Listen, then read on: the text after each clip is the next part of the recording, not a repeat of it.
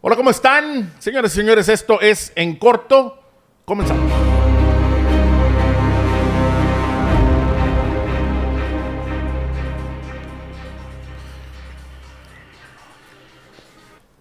Es un gusto estar una vez más con ustedes. Y el día de hoy empezamos con... Fíjate, la cámara empezó contigo, Pedro. ¿Y te da coraje o envidia? No, para nada, pero es la costumbre. Oye, güey, ¿de qué es esa bandita, güey? Hola, soy Pedro Castorena, me da mucho gusto que estén con nosotros. ¿En qué cámara estoy? Ah, en esta. Gracias por acompañarnos. Recuerde seguirnos en redes sociales. Estamos como Troya Multimedia en Facebook, que es Facebook / Troya Multimedia. Busque también este programa en De Viva Voz, es Facebook / De Viva Voz Oficial, y obviamente en este canal de YouTube donde pueden ver este y todos los episodios que grabamos en Troya ¿Qué TV. número es este episodio? Este es el episodio número 7, güey. 7 episodios tenemos ya. ¿De qué Siete. era la bandita, güey? Fui a un arcade. Me encontré con un lugar en donde hay maquinitas ochenteras, noventeras. Sí. Ahí en McAllen. Es muy padre, muy padre. Y por $5 puedes estar todo el día ahí adentro. Prácticamente es como una guardería de adultos. Es como era la chispa. Era pura raza de 30 años para arriba. Los niños estaban diciendo a los papás, yo iba a mi hija estaba entretenida conmigo, pero los niños más chiquitos están diciendo a los papás que ya se fueron, estaban bien aburridos. Vámonos, papá. Pero la verdad está bien padre el lugar. Bien Sí, padre. Bien a todo dar. Tienen muchas máquinas. Tenía rato de no ver tantas en un mismo lugar y aparte que fueran todas de época. Estaba muy padre. O sea, no es Mr. Gary's, no es nada por el estilo. No, para nada. Es un lugar en donde tienen todas las maquinitas ahí. Es le decíamos chispa nosotros, pero Sí, no güey, sé, las chispas. era una chispa. Que nos mandaban a las tortillas y... Adiós, Bueno, adiós, lana. a mí no me tocaron, güey. ¿No? No a mí sí. había esa tecnología cuando yo era chavito, güey. No, sí, o sea, sí. la tecnología... No. Yo creo que era por más que se rían estos cabrones, era la época de la edad de piedra, güey. No había esa tecnología. Pues antes había televisiones y les cambiábamos así con la perillita, güey. A ti ya te tocó un control remoto y todo el pedo. No, está bueno. Tenían todos los buenos. Donkey Kong, Pac-Man, Miss Pac-Man, Mortal Kombat, todos los de Mortal Kombat. O sea, Altered Beast. No, tenían Noventero los Simpsons, de madre. X-Men, bastantes, muy buenos, sí. Sí, güey. Muy padres. Faltaban unos que otros. Como el de Tron, el de Michael Jackson. Unos que son un poco como medio clásicos. Sobre todo el de Tron, que está padrísimo. Oye, güey, ¿tú eras bueno para ese pedo? No era bueno. No, la verdad no era O sea, bueno. no pero eras- era bueno para gastarme el dinero, pero no era bueno para jugarlo. No eras bueno para el... No tema de los era bueno. jueguitos. Para la chispa no era sí bueno. sí Pero me gustaba. Sí hay algunos memorables, güey. Juegos Sí. memorables de ese tiempo, sí está. Sí, cabrón. cómo no. Mortal Kombat, digo, ¿quién Sí. no jugó Mortal Kombat de tu edad, güey? Estaba Donkey Kong Jr., estaba Mario Bros, tenía un montón de juegos ahí. Y de hecho platiqué con el individuo ahí del lugar. Y tienen otros en reparación. ¿Sabes una cosa que yo no sabía y hace poco me enteré? El arcade es, vamos a decir lo que es caro. Ujú. Yo tenía la idea de que el paintball Sí. era más barato porque pues no es electrónico y todo. Y estuve investigando un poquito. Es muchísimo más caro el paintball que el arcade. Muchísimo más caro. Por la elaboración es mucho más mecánica. Sí. Es algo... Se lleva más tiempo en En armar armar una una máquina. Y bueno, hay como que el básico que te puedes topar de entre $500 y $700 la maquinita, pero muy básica. Ujú. Pero te llevas las sorpresas de que no te encuentras una máquina de pinball buena, no te la encuentras en menos de $2,500, $3,000. No, y además hay de autor, güey. O sea, hay gente que se Y hay dedica otras, a exactamente. construir la complejidad Y del luego hay juego, otras que cabrón. hacen de edición limitada de Sí. algunos temas en especial. Por ejemplo, de películas. Sí. O por ejemplo, de bandas de rock. De por rock. ejemplo. Y ya como son temas en especial y trae todos sus mecanismos personalizados, por decirlo de alguna manera. Sí. La música y todos estos compartimientos secretos Guns que N' llega a tener. Roses, güey. Yo vi una máquina de Guns N' Roses. Y cabrón. me parece que cuesta arriba de $10,000 la máquina de Guns N' Roses, Sí. por ejemplo. Arriba de $10,000. Entonces, es un hobby caro. Ese es un hobby caro. Ujú. Y aparte, cuando ves una, a veces la ves que está ya arrumbada en algún lugar. Ahorita no es tan común encontrárselas, pero me acuerdo que en los 90 los llegabas a ver alguna en alguna pizzería, porque en las pizzerías había a veces Sí, había sí, ponían. sí. O bueno, también en los lugares estos de entretenimiento para fiestas infantiles, Sí. que te lo topabas en el Chuck E. Cheese, por ejemplo, Sí. y que había uno, casi siempre nadie lo utilizaba. Pero últimamente agarraron muchísimo auge, un auge por lo clásico, lo vintage, ya sabes, lo retro. Y las máquinas de pinball son caras, ¿eh? Son muy Oye, caras. a propósito, güey, digo, y se está dando el caso, y es seguramente por no sé a qué se debe el fenómeno, pero muchos chavos, güey, chavos de 22, 28 años, que están haciendo inclusive contenido para YouTube o que están dedicándole su tiempo a la exploración del mundo, están identificándose mucho, güey, con los camperos, es decir, con las van camperizadas para hacer vida en una van y vivir en la libertad. Otra, con los sistemas retro o vintage como el pinball y algunos otros juegos de mesa. Y además otra cosa, güey, la ropa, güey. Yo he visto mujeres que hoy se están vistiendo como se vestían en los 80, güey, huerquitas, chamaquitas, que se están vistiendo como se vestían en los 80. Como que está dando vuelta la moda y como que están descubriendo los chavos que de alguna manera aquello con lo que jugábamos antes nosotros era muy divertido, güey. Lo retro siempre regresa. Y comentaste lo de las vans. De hecho, el que la gente esté encontrando una forma de vida dentro de las campers, en algunos casos se da por hobby o por ideología o por moda. Hay otros casos en los que se da realmente por un aspecto casi de supervivencia, Sí. sobre todo en Sí, las sí, ciudades sí, que sí. son caras, en donde se pagan altos impuestos Sí. en Estados Unidos. Sí. En California, y En por Nueva ejemplo, York. en Texas, como en ciudades como Austin, Sí. se ha dado el fenómeno en donde hay gente que decide vivir adentro de sus coches y ese tipo de... Y los conceptos de las tiny house, que son casas muy pequeñas en espacios que ya están dedicados al albergar ese tipo de vivienda. a Sí, las tiny house. y lo que ha ocasionado en algunas áreas es que el costo de minivans o vans pequeñas de utilidad, Sí. que utilizan mucho, por ejemplo, las tintorerías Sí. o los plomeros o así, Se han ido al se cielo, elevaran ¿verdad? exactamente. Porque hay gente, como hay gente que ha decidido vivir ahí, en ese tipo de Sí. camionetitas, el precio se ha elevado, pero estratosféricamente. Sí, de camionetas que no porque es valían difícil nada. encontrar. Sí. encontrar Además es unas- muy difícil. Ujú, sí, Y no bueno, se diga Volkswagen y esas marcas que tienen un prestigio muy, muy alto. Oye, perdió el Canelo, güey. perdió el Canelo que tiene una cantidad enorme de odiadores, de haters, de gente que no le gusta lo que hace el Canelo. El Canelo es buen deportista, es buen atleta, Sí. es buen boxeador. Sí. A mí me parece que es un boxeador que ha sabido aprovechar su momento y lo ha aprovechado y lo va a seguir aprovechando bien. Vi una lista que sacó David Faitelson, me gusta mucho como opina, entre otros, y sacó una lista por ahí de los mejores boxeadores en la historia de México, y me parece que es una lista bastante adecuada, en donde por supuesto que viene en primer lugar el mero Julio César Chávez. Sí, no claro. hay nadie arriba de él, nadie absolutamente, pero vienen otros peleadores como el Terrible Morales, como Márquez, como Lupe Pintor, Mano de Piedra Durán. no, mexicanos. Hablando de mexicanos. Este no era mexicano, No. güey, Mano de Piedra, Mano de Piedra, mexicano. si no recuerdo, era panameño. Si ¿sí? mal no recuerdo, no era mexicano. Si mal no recuerdo, era panameño, pero no era mexicano. Bueno, entonces, viene la lista del top 10 y Sí. dice Canelo no entra.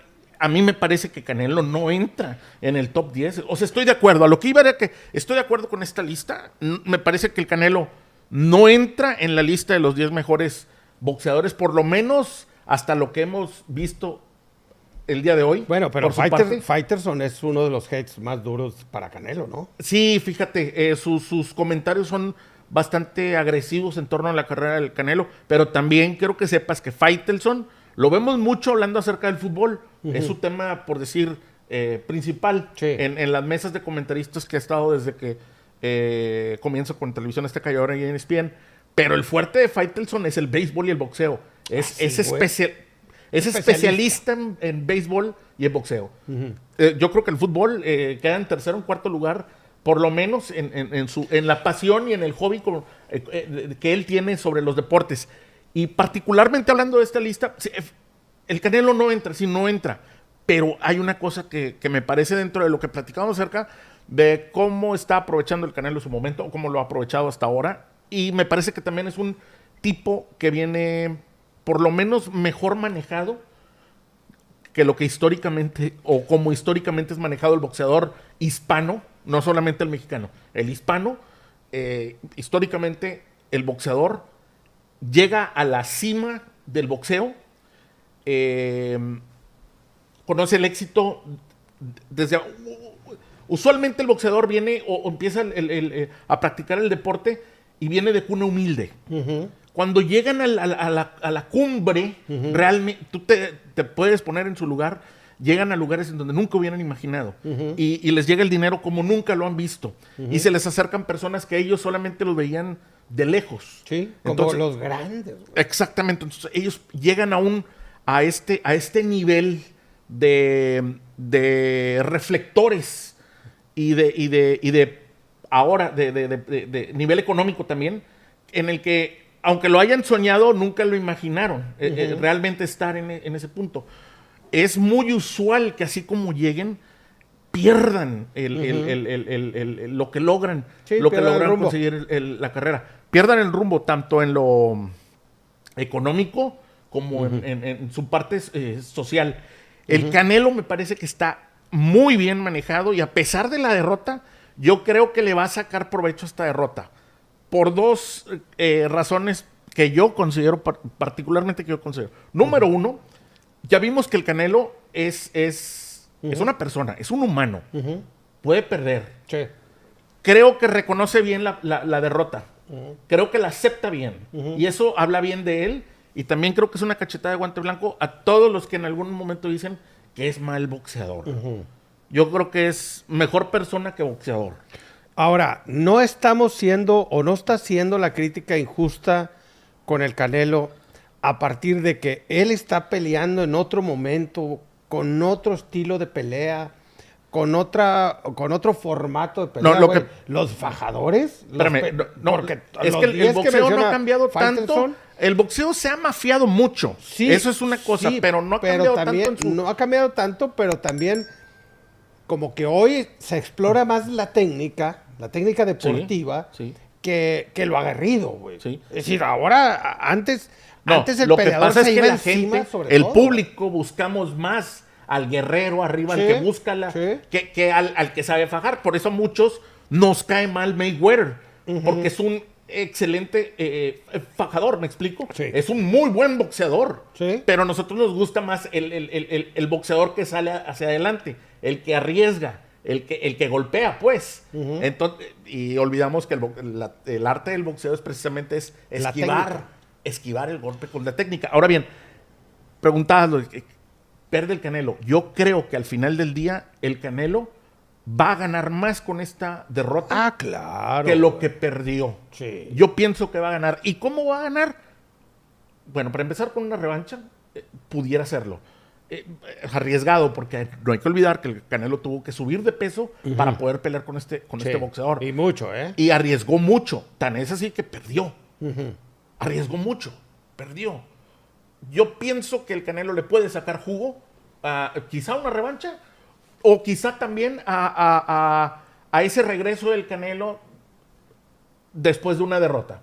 Yo creo que le va a sacar provecho, y creo que la carrera del Canelo todavía nos va a dejar ver más de este boxeador, porque es joven todavía. Todavía le quedan por lo menos otros 4 o 5 años de vida boxística, uh-huh, por llamarlo de esa manera. Fíjate, yo vi hace poco un ejemplo en donde decían, el Canelo peleó con los muchachitos de tercero y les ganó a todos. Luego peleó con los muchachitos como en la primaria, ¿no? Con los muchachitos de cuarto y peleó y les ganó a todos. Luego peleó con los muchachitos de sexto y peleó y les ganó a todos. Luego peleó con el muchacho de primero de secundaria, que le saca 10 centímetros y que además es el mejor de su clase. Yo creo que ahí estuvo el error. El irse hacia arriba en los pesos. Y fue claro desde el cuarto round. Abrió la boca. Ya andaba cansado, ya andaba batallando para respirar. ¿Arriesgó? Porque subir el peso. Sí, pero yo no soy fan del Canelo, es la verdad. No me gusta tanto su estilo. A mí particularmente. Yo creo que nos es difícil también a la gente como yo, de los 40 años, el venir de haber visto o haber crecido con un Julio César Chávez y haber visto a Márquez y haber visto al Terrible y luego toparte con el Canelo. Te es un poco difícil admirar a alguien cuando viste a esos monstruos arriba del ring. Sí. Entonces, a lo que voy es esto. El Canelo tiene muchos haters. Pero no están viendo el riesgo que tomó en lo que dices. Es correcto. Él, siendo de sexto año de primaria, decidió pelear con uno de secundaria. De cuarto, se caló, perdió. Va a entender que a lo mejor debe arriesgar menos o tiene que ser más humilde a la hora de plantear el futuro de su carrera. Y bueno, eso sí se le reconoce. Se le debe reconocer. El que sea un tipo arriesgado, ¿no? No, yo le reconozco al Canelo y tiene mi admiración por varias razones. Aunque mucha gente diga, es que peleó con un costalito, no le hicieron nada. Ajá. Pues sí, a lo mejor era un costalito, pero era un costalito que traía un cinturón, güey. Exacto. Y fue y se lo quitó. Súper preparado, aparte. Y además súper preparado. Súper preparado. Y fue y se lo quitó de una manera tan fácil que a la gente se le hizo como que fue por un costalito.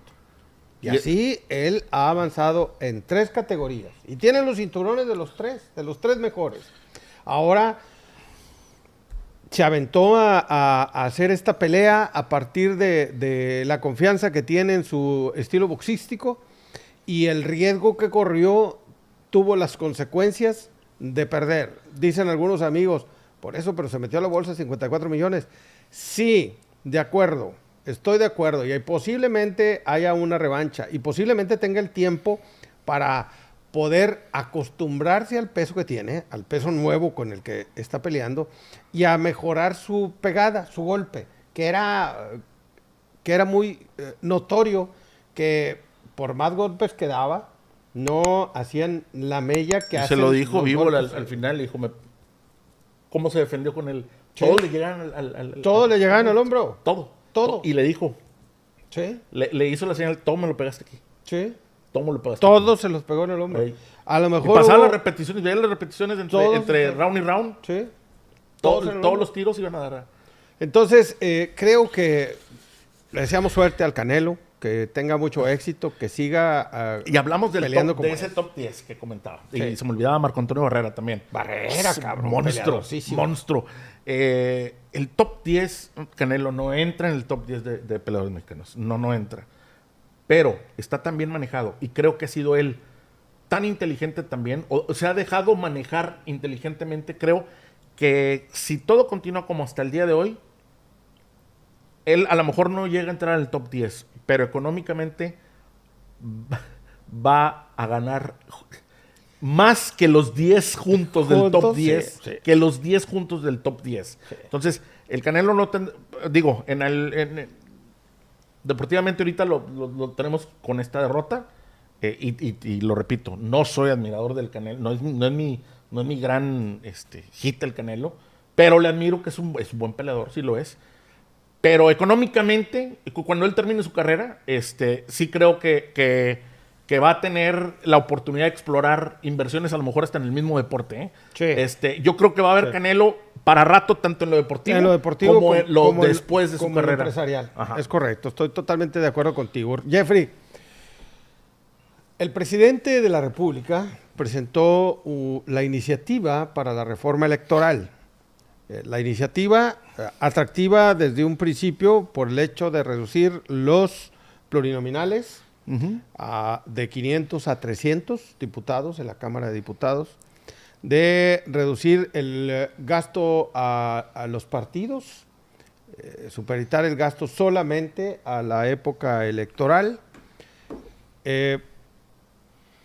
cambiar la forma del INE, quitarle de los 11 consejeros, dejar 7, cambiarle el nombre a Instituto Nacional Electoral y de Consultas. y propone explorar la posibilidad de que regrese lo que antes se podía, que era el financiamiento privado a los partidos. Cuando ves la reforma de esa manera, dices, esa es la reforma que necesitamos los mexicanos. Pero cuando lees la letra chiquita, ahí empiezan a fallar algunos detalles. Por ejemplo, se pretende desaparecer a los 300 comités distritales del INE y centralizar todo en una organización en la Ciudad de México. Es decir, las elecciones serán vigiladas desde el Instituto Nacional Electoral y de Consulta desde la Ciudad de México, y solamente se establecerán una especie de mesas de trabajo durante las elecciones en los estados. Pretende esta iniciativa tener centralizada las situaciones electorales y de alguna manera centralizada la democracia. La otra letra chiquita es que la forma en la que se elegirán los próximos legisladores, si esta reforma pasa, es a partir de listas que presentan los partidos y que compiten en este formato de elección como si fuera el del... Es parecido al de las regidurías en las ciudades, en los municipios, ¿no? Se hacen listas sí, y de acuerdo al porcentaje. Sí, pero por ejemplo, en el caso de las regidurías de los partidos o de los municipios, se establece un principio. Si el candidato gana una mayoría, tiene hasta una cantidad determinada de regidurías según cada uno de los municipios. Y luego, por espacio de minorías, caben una o dos regidurías de los otros partidos. De los demás partidos. Es algo similar, una comparación muy buena la que haces. Nada más que aquí va a haber una lista del PRI, una lista del Verde, una lista del PT, una lista de Movimiento Ciudadano, una lista del PAN, una lista de Morena. Y la gente elegirá por partido. Es decir, los candidatos se convertirán en promotores del partido para que la gente salga y vote por partidos. En esa elección, si el Morena gana el 60% del electorado, de los votos, le tocan 6 diputados. Dependiendo, digámoslo así, de la cantidad de diputados que estén jugando en cada una de los distritos electorales. Pero vamos a suponer que gana el 50%, gana la mitad de los diputados asignados. En el caso de Tamaulipas, por ejemplo, hay 8 diputados, 8 diputados federales. Entonces, el 50% serían 4 diputados. Y así sucesivamente se repartirían entre todos los demás diputados. Creo que la reforma presentada como la tiene el presidente, pues puede sonar atractiva. Sin embargo, los detractores de la reforma dicen que no ha lugar. No ha lugar porque pretenden que los encargados de cuidar las elecciones, es decir, los personajes del INE, los consejeros del INE, sean electos. Es decir, que el presidente de la República, la presidencia de la República, presente 10 aspirantes.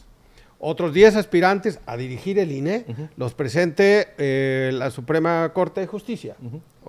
Y el otro grupo, o más bien el Poder Judicial. Y el otro grupo de 10 los presente la Cámara de Diputados. Y que ellos salgan a elección. Creo que tener consejeros con intereses electorales no es para nada bueno. Creo que el sistema... ¿Hay otros países donde se hace de esa manera? No tengo los antecedentes. Los sistemas democráticos en otros países también tienen un órgano electoral.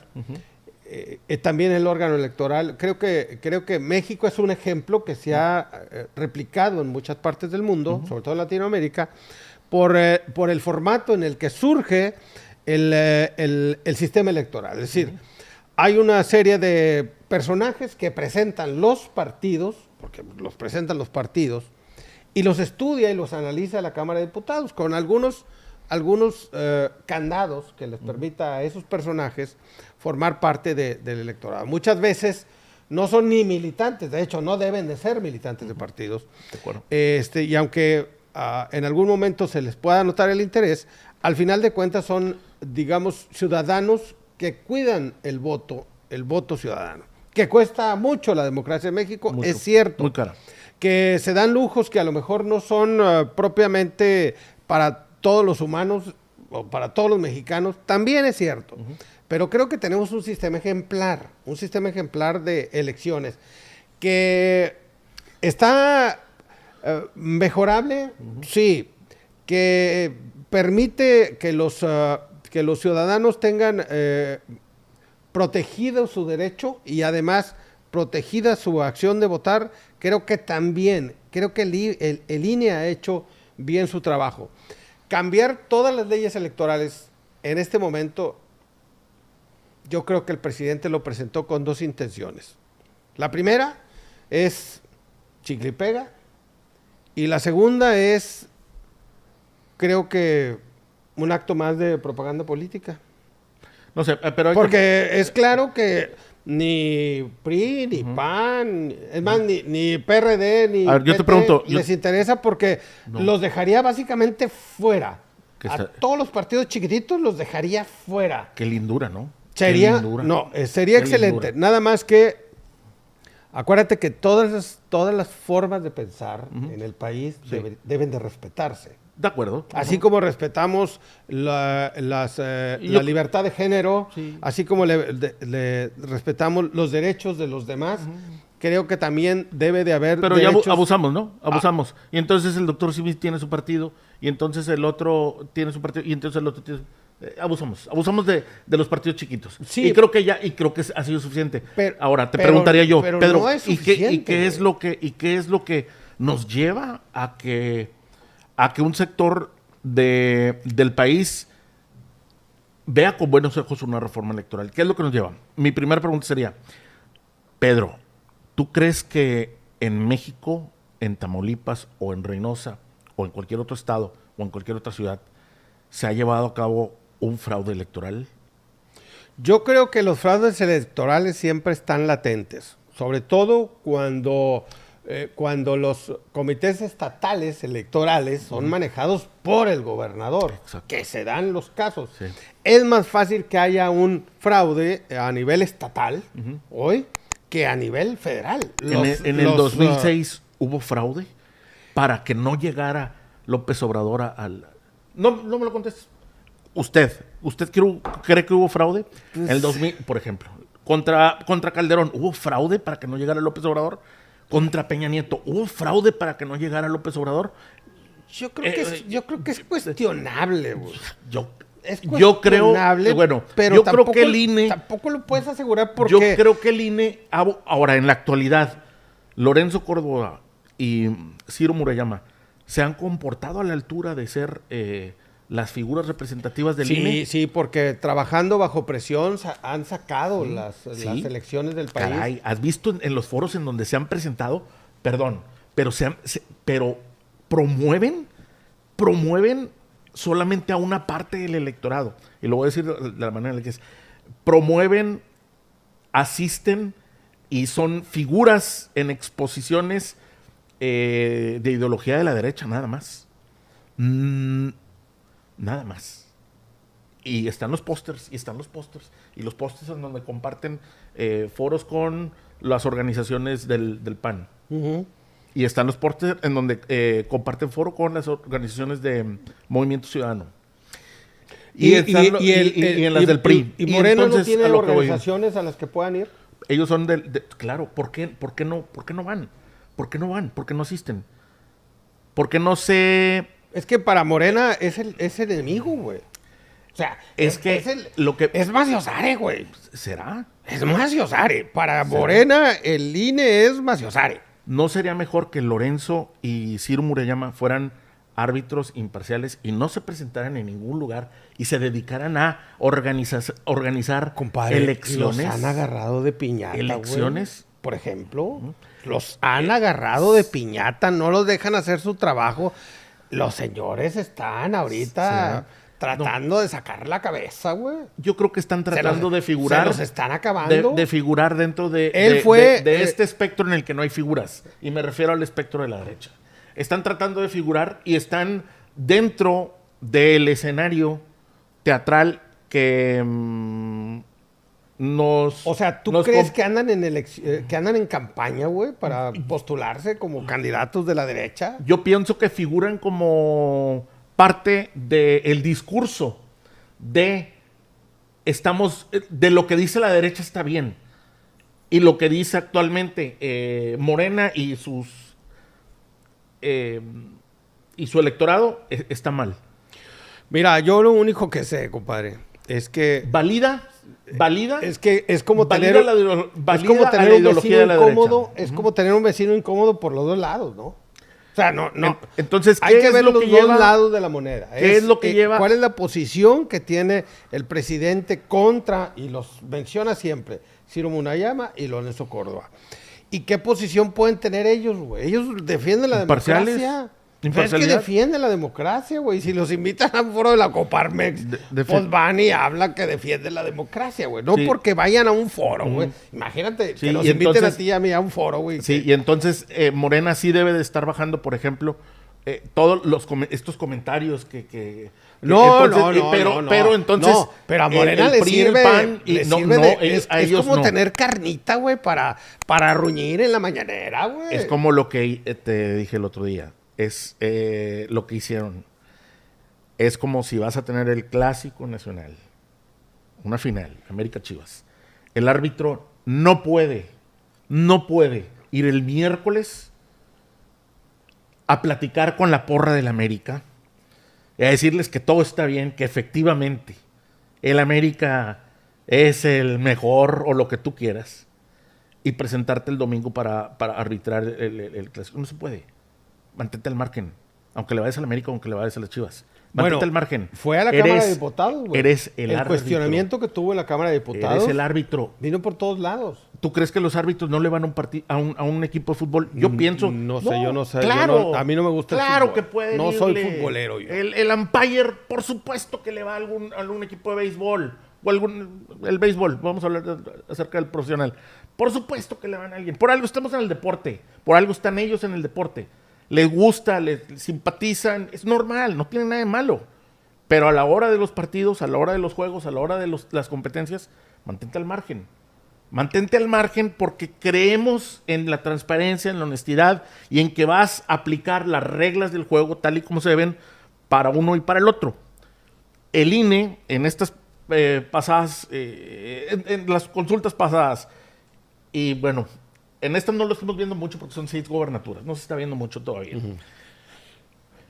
Pero el INE ha hecho su parte para que se vean como personajes dentro de la escenografía del teatro llamado Derecha en México.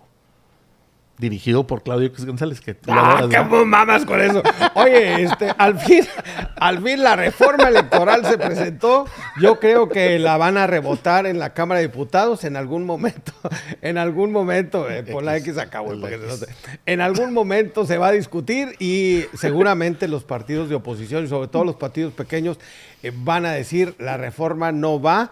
Le van a dar un instrumento muy fregón al presidente para poder tener culpables de la debacle política en México. Oye, cambiando de tema. Que a mí se me hace que va por ahí. Sí. Va por ahí. Sí, va por ahí.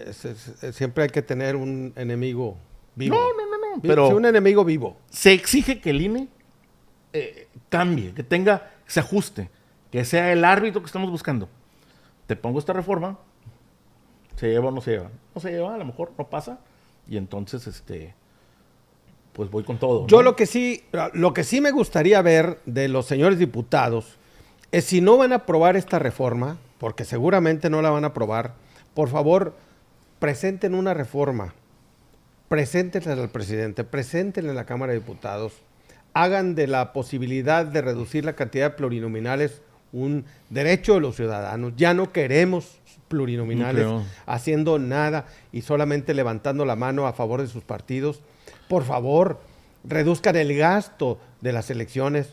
apoyen la posibilidad de que se construya una infraestructura para el voto electrónico y por favor, señores legisladores, hagan su trabajo. Si no les gusta la reforma que presentó el presidente, como es claro que no, como es claro que se está viendo, entonces presenten una reforma electoral que nos encaje a todos los mexicanos y nos ayude a tener la democracia en México. Para terminar, me permites un punto que se me hace muy interesante. Échalo. De esta parte de la reforma, es que lo voy a leer porque para que no se pase ninguna palabra, es muy importante, porque siempre las regidurías, hay gente que no tiene ni una idea. Qué buena vista tienes, cabrón.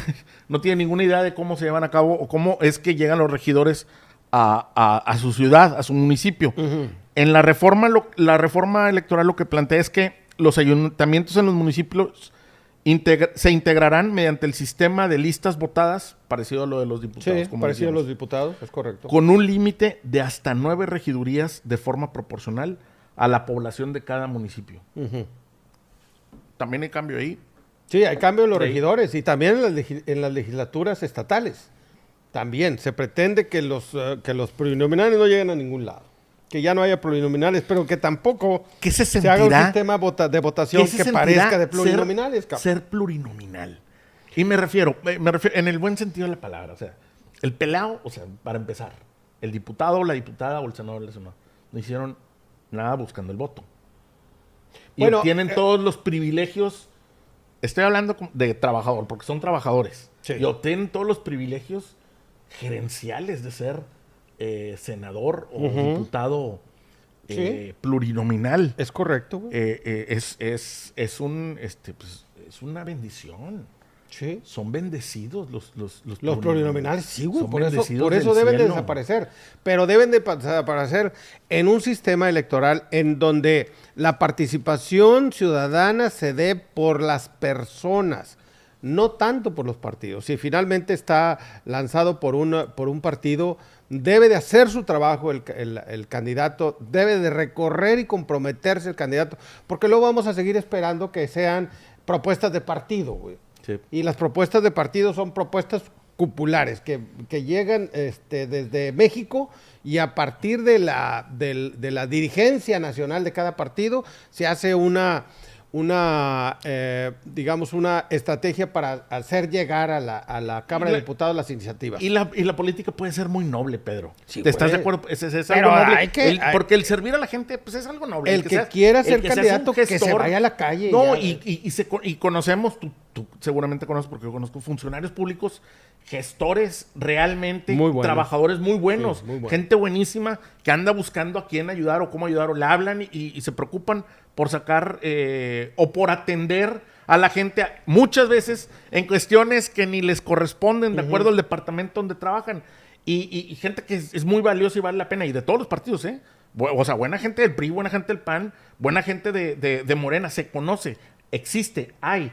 Lo malo es que desafortunadamente muchos han abusado cuando llegan al poder, cuando llegan a un buen puesto, por decirle el poder, cuando llegan a un buen puesto, Sí. han abusado y desafortunadamente dan más de qué hablar en forma negativa que en forma positiva. Y es por eso que estamos en este embrollo de reformas. De y reforma todo esto. electoral que es muy necesaria.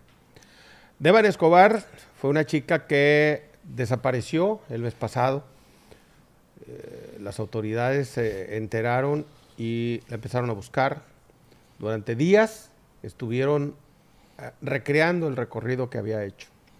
Finalmente la encuentran en una fosa, en un espacio, en un motel, y desde ahí se desencadena una serie de situaciones que resultaron polémicas. En primer lugar, el tema de la investigación, en donde los padres aseguran que Devani Escobar no tuvo la búsqueda oportuna y suficiente para poderla encontrar con vida.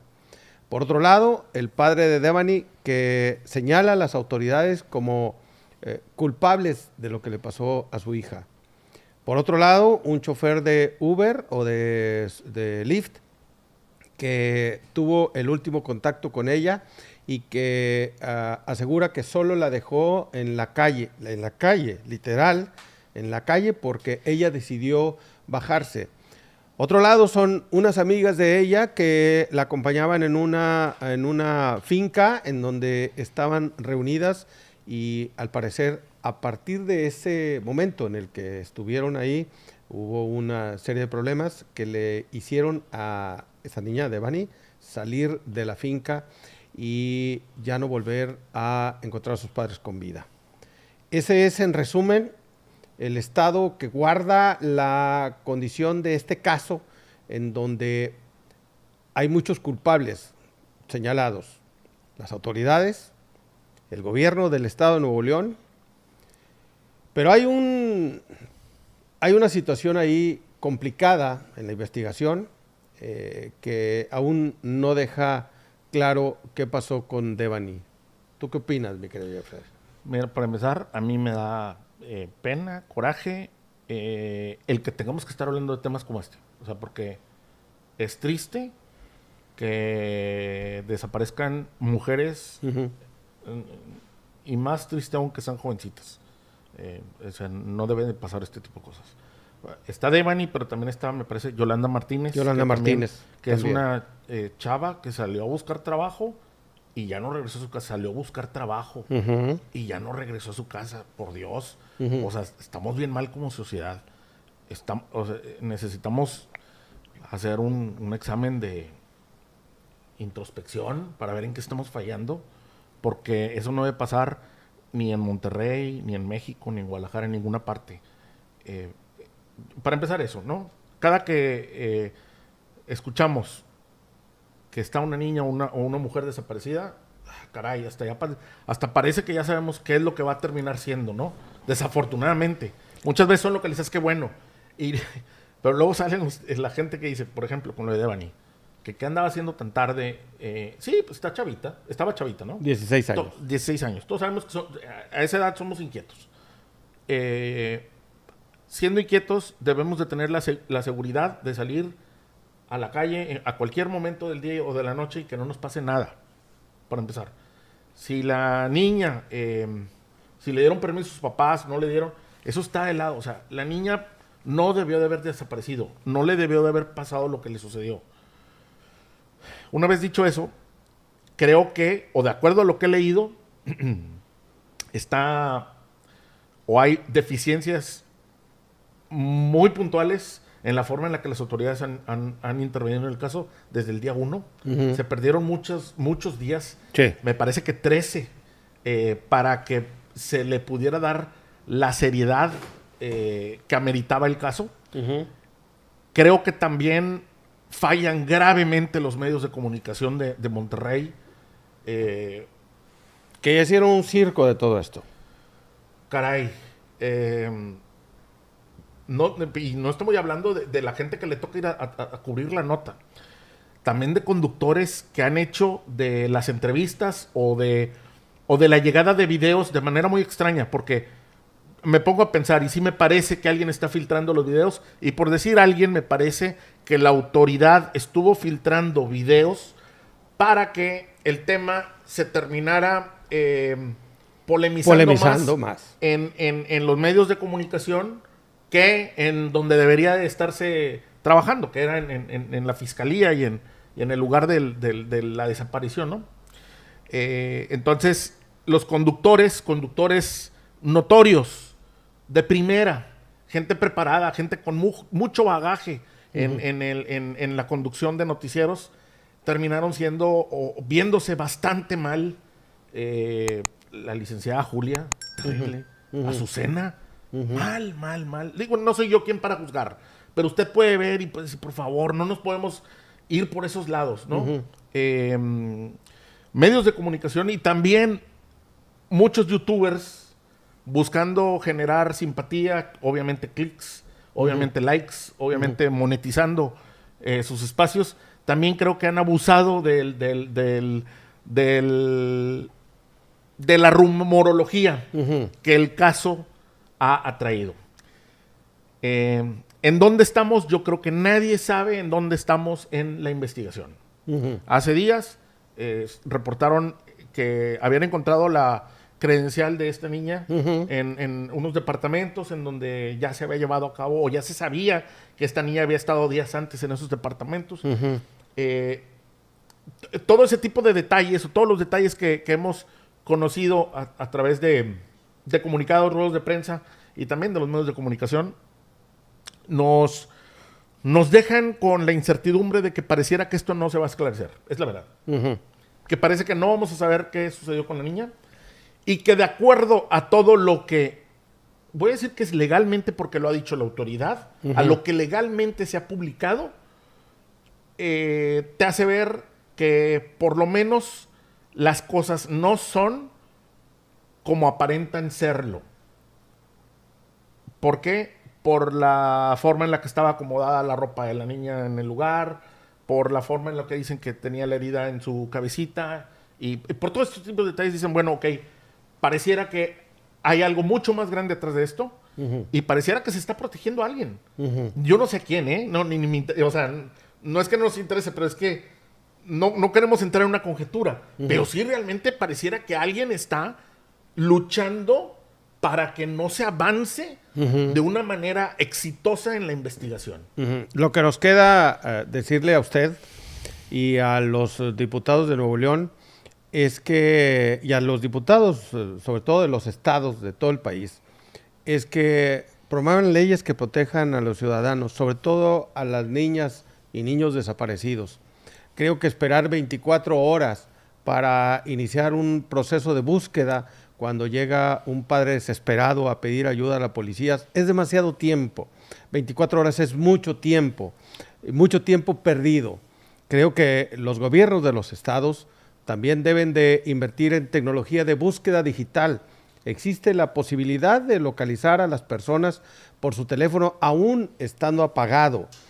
Creo que debemos de buscar inmediatamente y llegue una madre o un padre desesperado a reportar la pérdida de un niño, de una niña o de un adolescente. A usted, padre de familia, gánese la confianza de sus hijos, platique con ellos, déles tiempo, escúchelos, escuche sus problemas, vea sus debilidades, esté al pendiente de cada uno de los pasos de su hijo. Una niña de 16 años posiblemente era un blanco perfecto a las 4 de la mañana. Exacto. Eso le pasó a Devani. Estuvo tal vez en el lugar equivocado, en el momento equivocado. Pero es una niña de 16 años que no tuvo la confianza de marcarle a su padre para que fuera por ella. Esa es la confianza que usted se debe de ganar de sus hijos. ¿Algo más, mi querido Jeffrey? No, vámonos triste y ojalá que sepamos qué pasó. Ojalá que ya no desaparezcan más ojalá. Jovencitas, que no desaparezca nadie, ¿no? Y también, ojalá se esclarezca en parte para que quien haya sido el culpable de la desaparición de ella o de las otras niñas que se mencionan en Nuevo León, pague las consecuencias. A ver, lo más importante es saber quién fue para que pague las consecuencias. Ahora, saber quién fue para que pague las consecuencias, para que no repita esos actos, porque a lo mejor estamos hablando de gente que está desequilibrada. Es muy probable que estemos hablando de gente que no está buena de sus facultades, aunque lo parezcan, y pues se debe de trasladar a esa gente a las rejas. Para eso es la cárcel. Para eso es la cárcel. Jeffrey, te agradezco mucho. Hey, nos vemos, Pedro. Gracias a Oscar González en la producción, a Michelle Méndez en la coproducción, gracias a Andy González en el audio. Nos vemos pronto, en corto.